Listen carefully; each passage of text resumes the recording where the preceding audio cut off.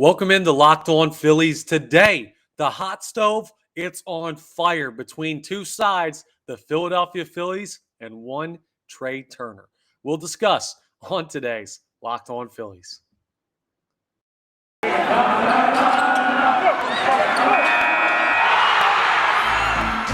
are Locked On Phillies, your daily Philadelphia Phillies podcast. Part of the Locked On Podcast Network, your team every day.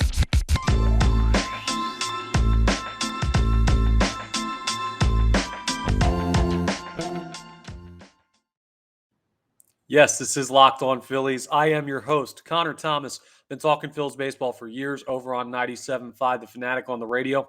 More about my friends over on 97.5 in a second. But also, just happy to be here with you as your host of Locked On Phillies. I want to thank you for making Locked On Phillies your first listen every day, every single day. We are free and available wherever you get your podcasts. And the big news in Philadelphia Phillies land today, or I guess it was more yesterday evening, well, it came courtesy of 97.5 The Fanatic, and shout out to the best show ever, our afternoon show from 2 to 6 p.m. You can watch it on NBC Sports Philadelphia if you're local. You can listen to it on 97.5 The Fanatic on the radio, 97.5 The Fanatic app. That's where you can find all my stuff in the morning as part of the John Kincaid Show. But the best show ever. Tyrone Johnson, Hunter Brody, former Phillies relief pitcher Ricky Bottalico, and Jennifer Scordo, the crew over there on the best show ever. Well, they have Jayson Stark on. Of course, we all know Jayson Stark, Hall of Fame baseball writer. Jayson Stark, just one of the brightest baseball minds in the world. He comes on to that show once a week to check in on what's going on with the Phillies. And normally it's just during the season. Yesterday was his last appearance, I believe, of the year, being that baseball season is now over, but you want to get like the recap in and what he thought about the series and everything like that. So Jayson Stark stopped in and he was asked about, well, of course, Trey Turner and everything going on there. And what he said was interesting. He said that he was hearing rumblings. I'm paraphrasing here. If you want to hear the full quote, you can go to 97.5 The Fanatic on Twitter.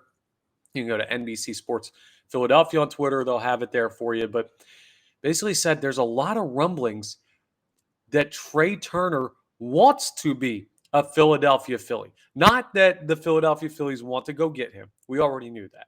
We know that there's been not mutual interest, but we know that there's been interest there from the Philadelphia Phillies for a while. They declined Jean Segura's option for 2023, being that he's 33 years old now. And all eyes shifted to Trey Turner, who's a former teammate of Bryce Harper down in Washington. Also, Kyle Schwarber crossed paths with him down there in Washington. Those two guys, two of the leaders of this team. Undoubtedly, plug your ears, MLB. Yeah, Bryce Harper and Kyle Schwarber have definitely talked to Trey Turner. Hey, man, come play in Philly. It's an awesome environment. Great place to play, great city, great fan base. We just went to the World Series. Clearly, we're ready to win now. We got everything ready for you. We got a spot open for you at shortstop. And it's easy for a team to do that. We've seen the Phillies do this a bunch. Bryce Harper talked in his introductory press conference when he became a Philadelphia Philly. One of the first things he talked about was, hey, let's get Mike Trout here. And obviously that didn't work out. Trout signs a big extension with the Los Angeles Angels shortly after that. But still, we've seen it happen before where players or the team is interested in somebody, and that doesn't necessarily mean it's going to happen. Well, what Stark said was interesting, and it's really lighting up the winter meetings and everything going on right now because, well, Trey Turner apparently wants to come here and play in Philadelphia too. The feeling is mutual.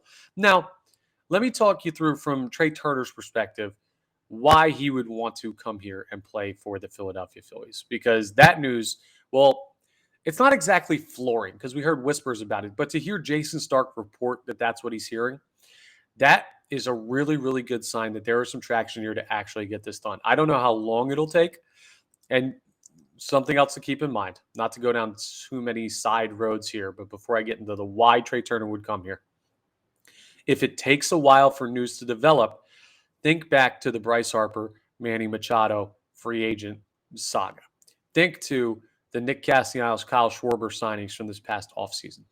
Players, and smartly and rightfully so, like to wait out the market so that it gets set and they can then value their contracts off of other contracts. If you're the first person to take a contract, you don't know if you're being overpaid or underpaid compared to these other guys. What if Trey Turner goes and takes a $100 million deal, and then Correa gets 125, and Bogarts gets 130, and Dansby Swanson gets 127, and Trey Turner's sitting here like, I just talked myself out of 25 to 30 more $1 million. So you want to wait out one or all of those guys, preferably, unless the Phillies come with like a unbelievable offer, which with the amount of payroll they've already got committed, I don't know that they'll be able to do that. They'll be able to sign him, but they won't be able to just like throw the bag at him like they did with Bryce Harper, where it's like, okay, let's go get it. But Turner would be prudent to wait. So if we go into January or February and there's still no decision on Trea Turner, it'll be annoying, but don't take that as, clearly there's no traction between him and the Phillies. We're hearing it from Jayson Stark, which normally means it's pretty darn true. It doesn't mean the deal's going to get done because there's other things at stake, like I just told you, the money and everything there. But here's why I believe Trea Turner would have mutual interest and does, per Jayson Stark's reporting, have interest in becoming a Philadelphia Philly. The first one, well, let's start with the money. This is not in highest to lowest or most likely or not, but just going down stream of consciousness, the ones that come to mind for me. The first one's the money. John Middleton has proven that he's willing to spend for this team to win. That is exciting to the fan base, but it's more exciting to the players he's paying. Look at what he gave Bryce Harper, Kyle Schwarber, JT Realmuto, Nick Castellanos, Zach Wheeler. Commitment to winning does not preclude, it pushes him to open up his checkbook and sign the big one. So Trea Turner sees that and he's like, hey, they got an owner that's not afraid to pay me. First check. All right. Next thought. Okay, do they have an opening at shortstop? Oh, the team declined Jean Segura's option. He was really good and clutch for them. I know he's 33, but he was clutch for them during that playoff run. They've got other ideas at shortstop, other ideas than Jean Segura, that means. So the opening, yeah, it's there. And Bryson Stott, a young player, he'll move to second base. There's no established shortstop there in Philadelphia right now. Cool. Another one. Who do I know on the team? Kyle Schwarber, Bryce Harper, two vocal leaders of the team. Two of the guys that are big bats, two guys that I might be hitting right by in the top of the order if I go up there. I know Bryce Harper is the best player on the planet when he's going good. I know Kyle Schwarber led the National League in home runs, played with both of them in Washington. Okay, I'm comfortable with them. They're telling me it's a good spot. Harper's been a recruiter for a while, so probably telling me some good things. I feel good about that. And then the big one. And this is really what it comes down to, right? Because if Bryce Harper was wearing, who am I going to take a ricochet shot at right now? If Bryce Harper was wearing a Cincinnati Reds jersey right now and he calls Trea Turner, Trey would be like, Cincinnati sounds cool, but I got to go get a ring. Come on, I want to win. I got one big contract left in my career, and I want to sign it somewhere where I can compete for the entirety of that contract. But Philadelphia, well, they proved this year that they can be a winner. They went to the World Series. They were 2 games away from winning it. They were up 2-1 with 2 home games. Saying that hurts my heart because it makes me feel like they should have given it a better run. Nah, that's unfair. But it makes me wish they would have won it. But still, when you put in a performance like that, a premier free agent like Trea Turner looks at your organization and says, yeah, they're committed to winning and they're ready to win now. I can go there and I can make a playoff run and potentially play for a World Series. That's all attractive. So the money checks out. The friends and everything checks out. The position checks out. The ability to win now checks out. It's a perfect fit for him. And it seems like he knows it. And per Jayson Stark's reporting, sounds like that feeling is mutual between the two sides. Again, we'll see how quickly it plays out. We'll see how it does play out because things change all the time. There's no guarantee. His name is not signed on a contract with the Philadelphia Phillies. But the big news is it sounds like the interest that the Phillies have is reciprocated by Trea Turner. And now it's a matter of letting Dave Dombrowski and John Middleton go to work to find a deal that puts him in red pinstripes. Hey, a good early sign of free agency, though, when a Hall of Fame baseball writer is saying this premier shortstop wants to come play for your team. Seems like a match made in heaven. But heaven's just going to have to wait until Turner is ready to sign. we'll keep an eye on it, of course, throughout the entirety of the offseason. But huge news from Jayson Stark that he dropped on my radio station on 97.5 The Fanatic. So day job and Locked On Phillies world colliding with some interesting stuff courtesy of Jayson Stark and our friends on the best show ever in the afternoons on 97.5 The Fanatic. So that's a fun little thing I figured I'd start out with today. That's some exciting news to look at when it comes to Trey Turner's potential to be a Philadelphia Philly. Now that we've covered that, that's the big breaking news of the day. We're going to go back into, because there's not all that much news in the offseason. We'll have some other stuff coming up over the next couple of weeks where we preview free agents, but we're just getting started with our player reviews. If you remember, we did JT Realmuto, who I ranked as an A on the regular grading scale, and Rhys Hoskins, who I gave a C+ yesterday. Well, today we're going to look at the middle infield. As I hit my microphone, sorry about that. We're going to look at the middle infield, and we're going to discuss, coming up next, Jean Segura, and then later in the episode, Bryson Stott and their seasons in review. We'll talk about it coming up next on Locked On Phillies. All right, I want to tell you about my friends over at SimpliSafe. They're sponsoring this episode. I tell you all the time about how much SimpliSafe matters to me. I love my mom. Today, because she's feeling a little bit under the weather, talked to her for a couple minutes, made sure she was all right, feeling as good as she can be, taking care of herself. And your parents' safety, your mother's safety is so important to so many people out there, right? We all love our moms. We want to make sure they're safe. Well, a couple years back, my mom's house got broken into. Luckily, she wasn't home, but it shattered my idea of how safe she was, her idea of how safe she was in her own home. And so what my brother and I did is we talked to her and we said, hey, let's get SimpliSafe to protect everything. That's because SimpliSafe is the best home security system available. We got her all the sensors, the cameras, everything like that. SimpliSafe has 24/7 experts ready to monitor what's going on. They can tell also what's going on if it's a real threat, if it's just, you broke a window, something happened like that. They can tell when it's an actual break-in. What they do is so good. You can customize the equipment you want to get, so you don't have to go all in. You can just get some extra stuff. However you want to handle it. SimpliSafe is flexible, effective, and better yet, we're going to cut you a deal too because they love us here at Locked On MLB channel. If you go to simplisafe.com/LockedOnMLB, you're going to get 50% off when you set up your new SimpliSafe home security system. Again, that's 50% off if you go on simplisafe.com/LockedOnMLB. So go ahead and check them out. There's no safe like SimpliSafe. Okay, back to our player breakdowns, our player reviews for the 2022 season. Starting with, it makes me sad, Jean Segura. Jean Segura, who very well could have played his last game as a member of the Philadelphia Phillies. It's a shame, right? Because he's been with this team since 2019. Came from Seattle in that the dumping of the Carlos Santana setup. That contract was, well, we know what that was. No need to talk about that. But so it's 4 years in Philadelphia. And he was a guy that was part of the core where you started to feel that the team was going to pull out of the dive that they'd been in since really 2012, 2013.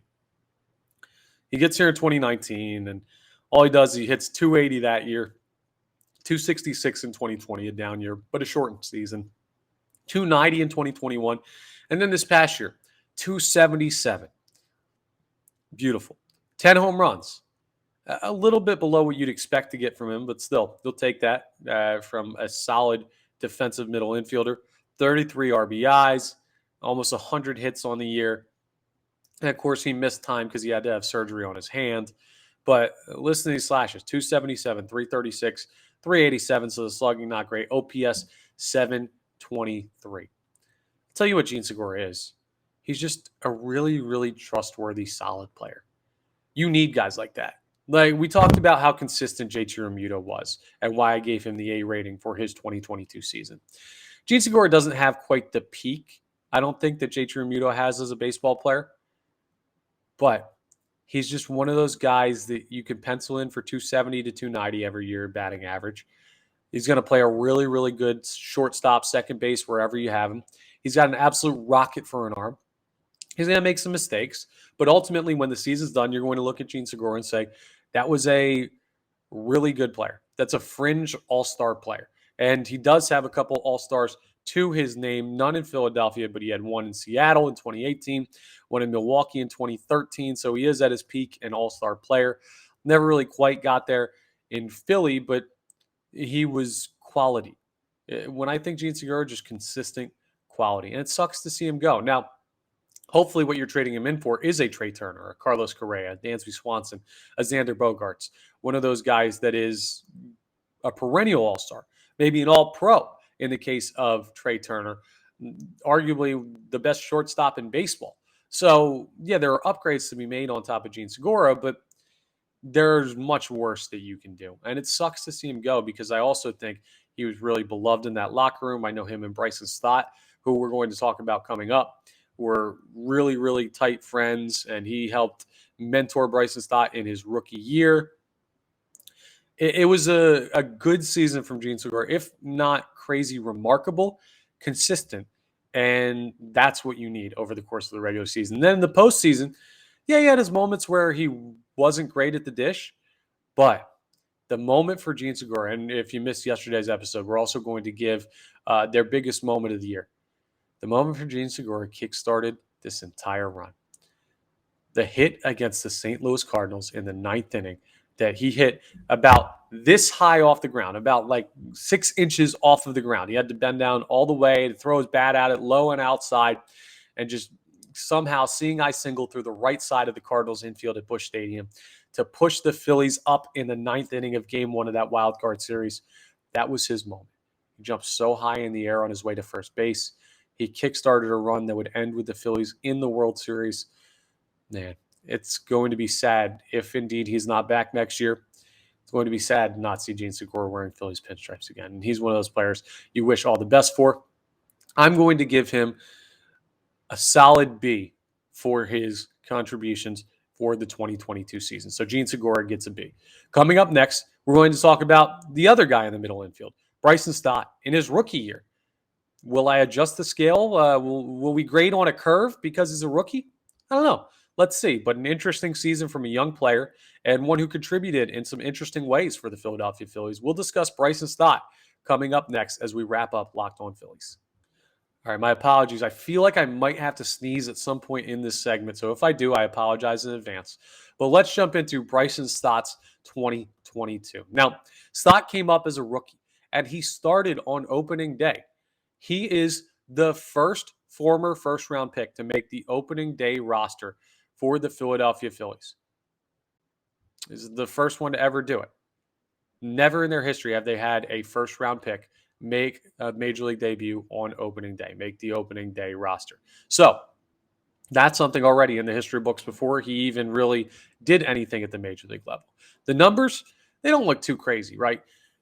He batted .234. He did have 100 hits, which is great for a young player. Only 10 home runs. Started to figure out a little bit of the power later in the season. Scored 58 runs, had 49 RBIs. Having nearly 50 RBIs and hitting the 100 hit mark in your rookie season is great. The .234 batting average, not so much, but he went through growing pains. Went through times where it didn't look like he was ready for Major League pitching. Went through times where the defense, you saw why it was questioned whether or not he could play shortstop at the Major League level. Here's what I'll say for Bryson Stott defensively before we get into some other stuff.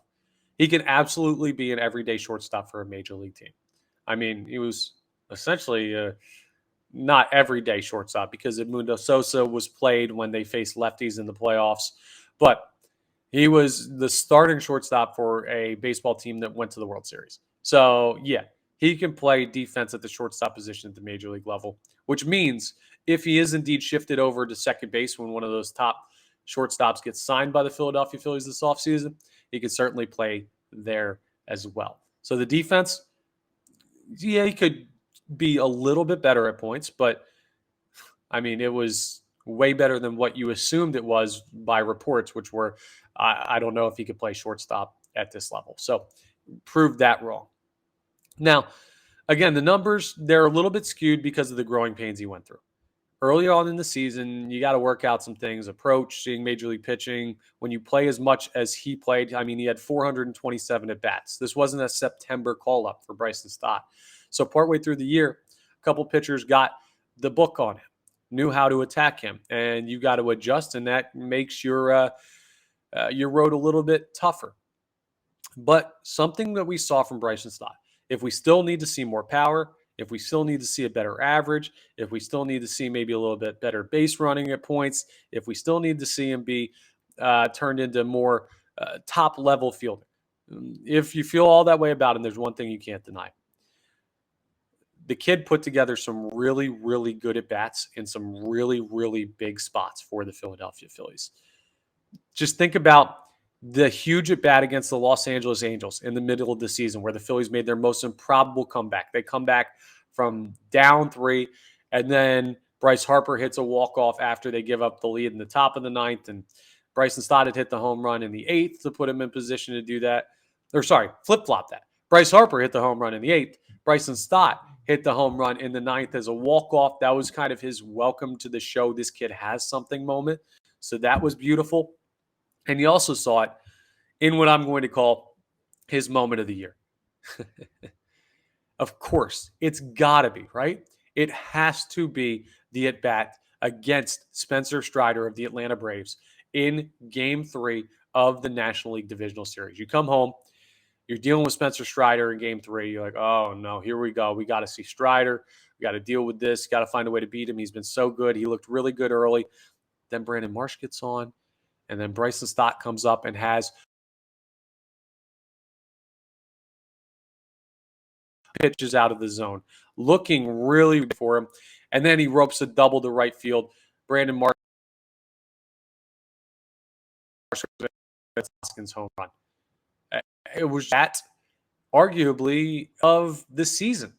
Definitely to that point, because there were other big moments. But as far as a complete at-bat comes together, that was incredible. And I think Bryce Harper would argue that his at-bat, where he homered off the Padres to send the Philadelphia Phillies basically to the World Series, would be a bigger at-bat, and he has a claim there. But Bryson Stott could put together at-bats this year. He had a great approach. He's a guy. Remember when you're hearing this on November, what is it, the 10th? Thursday, November 10th, 2022. You're hearing this. Bryson Stott is a guy that one day is going to hit leadoff, whether it's for the Philadelphia Phillies or for another team. Don't know what the future holds. But he will be a leadoff hitter in Major League Baseball one day. I don't know if it's this year. I don't know if it's 5 years from now. But that's a guy that has the makings of a leadoff hitter at this level. Love what I saw from the kid this year. Got to be better at points, and he struggled early. So do I grade him on a curve? I'm going to go ahead and I'm not grading him on a curve. He played enough. So I look at the 234 average, and he's got to be better there, do more at the plate. But for what he was, really good rookie, B- overall for his season. But that's nothing to be ashamed about because I'm grading him on the level of all these other players. And that was a big step in the right direction for him being a big piece for this team going forward. So that's my review of Bryson Stott. You heard Jean Segura, and you also heard about the Trey Turner rumors, which we'll keep you updated on as we go through. And that's all for today's Locked On Phillies. I want to thank you for making Locked On Phillies your first listen every day. We are free and available wherever you get your podcast. Now make your next listen Locked On Sports Today, the biggest news in the world of sports, always up to date on the Locked On Sports Today podcast. You can find it on Odyssey app, YouTube, wherever you get your podcast. So go ahead and check out the biggest news. Everything that's going on in the NFL, NHL, MLB offseason. You got the NBA. 3 of the 4 main leagues are kicking right now. So keep an eye on that for up-to-date news on the biggest stories around sports from our friends over at Locked On Sports Today. Thanks again for checking in on Locked On Phillies. That's all for today, and I will talk to you all again tomorrow.